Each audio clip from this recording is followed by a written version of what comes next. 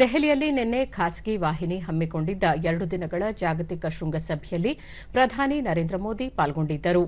ಈ ವೇಳೆ ಅವರು ದೇಶ ಅನೇಕ ಅಡೆತಡೆಗಳನ್ನು ದಾಟಿ ಆರ್ಥಿಕವಾಗಿ ಬಲಿಷ್ಠ ರಾಷ್ಟವಾಗುವತ್ತ ಹೆಜ್ಜೆ ಹಾಕಿದೆ. ಕಳೆದ 3 ವರ್ಷಗಳಲ್ಲಿ ಭಾರತದ ಬೆಳವಣಿಗೆಯ ದರ ಶೇಕಡಾ 7.8ರಷ್ಟಿದೆ.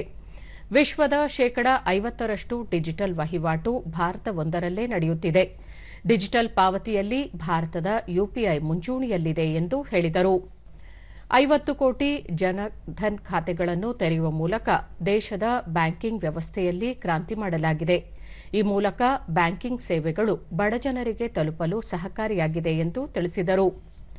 ಬಿಜೆಪಿ ನೇತೃತ್ವದ ಸರ್ಕಾರ ಅಧಿಕಾರಕ್ಕೆ ಬಂದ ನಂತರ ಪ್ರತಿಯೊಂದು ಸಮಸ್ಯೆ ಮತ್ತು ಸವಾಲುಗಳನ್ನು ಸುಧಾರಣೆಯನ್ನಾಗಿ ಪರಿವರ್ತಿಸಲಾಗಿದೆ. ಜೊತೆಗೆ ಪ್ರತಿಯೊಂದು ಸಮಸ್ಯೆಗೂ ಪರಿಹಾರ ಕಂಡುಕೊಳ್ಳಲಾಗಿದೆ ಎಂದು ಹೇಳಿದರು.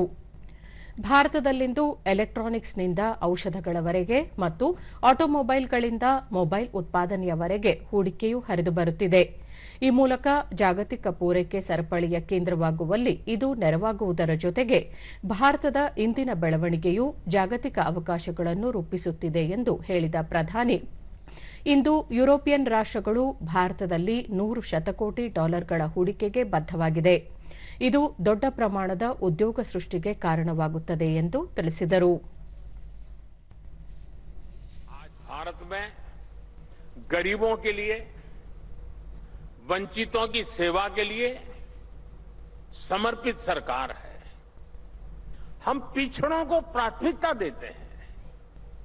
उनका जीवन बेहतर बनाने के लिए पूरी संवेदनशीलता से काम कर रहे हैं.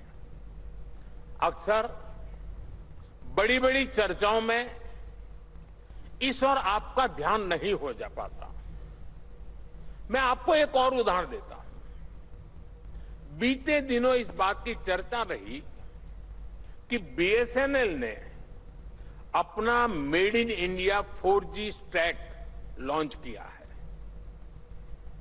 और साथियों, मैं बताना चाहता हूं, वाकई ये देश की बहुत बड़ी सफलता है.